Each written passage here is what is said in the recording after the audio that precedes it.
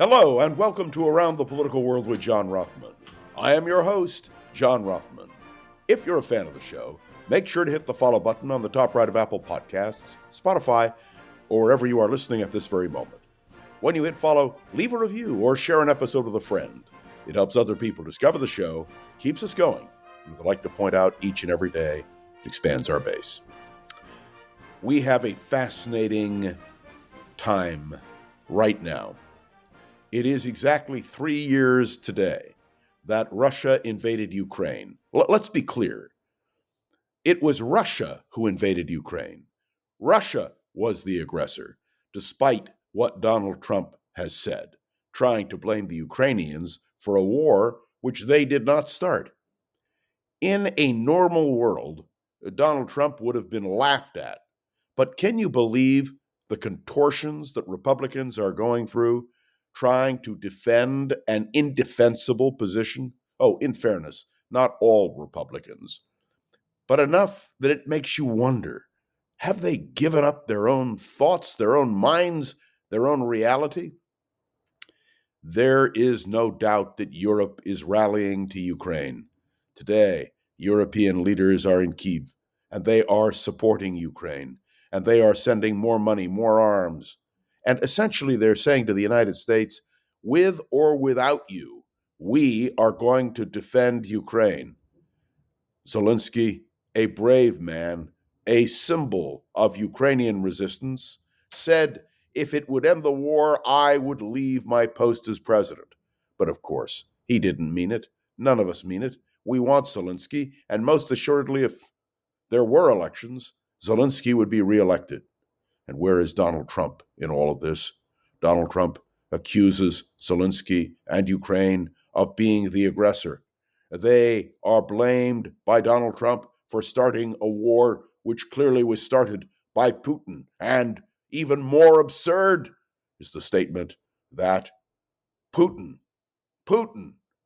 is a good guy, but that Zelensky, he is most assuredly a dictator. Wait a minute. A dictator? Zelensky is not a dictator. It is Putin who's a dictator. Why do I raise this with you now? Because there are real ramifications. In Germany, the right of center party, joining with a general trend, has won an election. And the far, far right in Germany came in with 20% of the vote. Not since the days of Hitler have we seen such a resurgence of this kind of right-wing activity. I have deep concerns, grave concerns.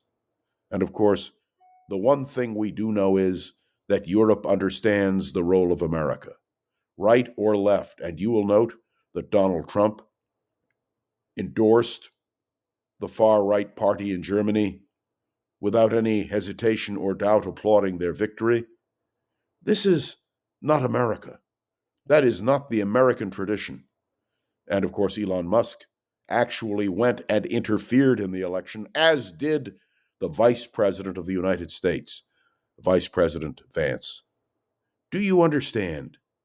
Do we understand that this radical shift in American policy when it comes to foreign affairs represents a shift of titanic importance? Now, I want to shift for a moment to the United States of America. Dan Bongino, a right-wing radio talk show host, is now going to be deputy director of the FBI. And since last we spoke, Kash Patel has been named director of the FBI. The FBI is now a partisan political instrument in the making. I said in the making, because if Patel and Bongino, based on their own rhetoric, their own words, continue to agitate and defend Donald Trump's positions, they become a partisan agency, not a law enforcement agency. I am deeply concerned about the Federal Bureau of Investigation, the leading, preeminent law enforcement agency in this country. It is now in the hands of Trump supporters who are unapologetic in their defense of Donald Trump. It is astounding. And then we have the memo sent out by Elon Musk telling various departments that in order to justify their existence, individuals must submit what 5 things that they've done in a positive way. And this has to come in by tonight, or else they may be terminated. Well, I'm delighted to tell you the FBI, the CIA, the State Department have all said, nope, to their employees, ignore these memos. But do you understand the confusion, the chaos, the demoralization that is now being manifest in the federal government?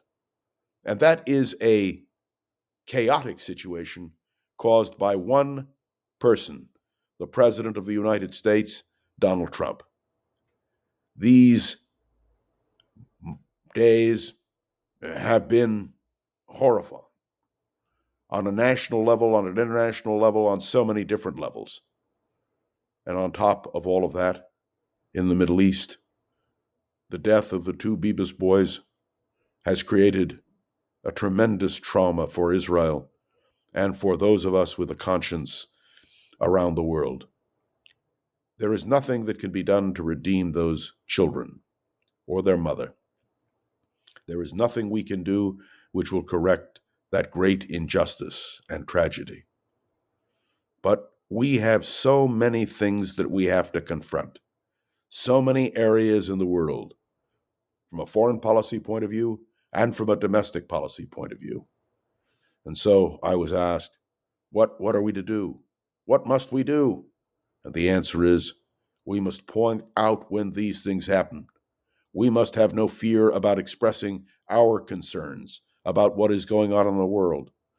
But it goes to a heart of something that I have discussed with you and maintained both on KGO and here on this podcast, and in all of my public appearances. Who is President of the United States matters. And what we have learned is that Donald Trump is an agent of chaos.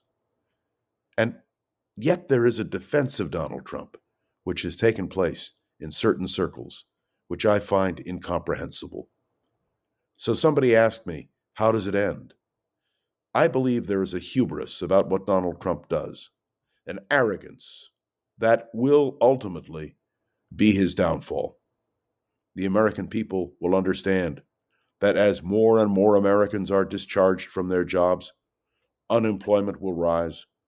We are seeing a backlash when it comes to Ukraine, marches across America to defend a Ukrainian independence.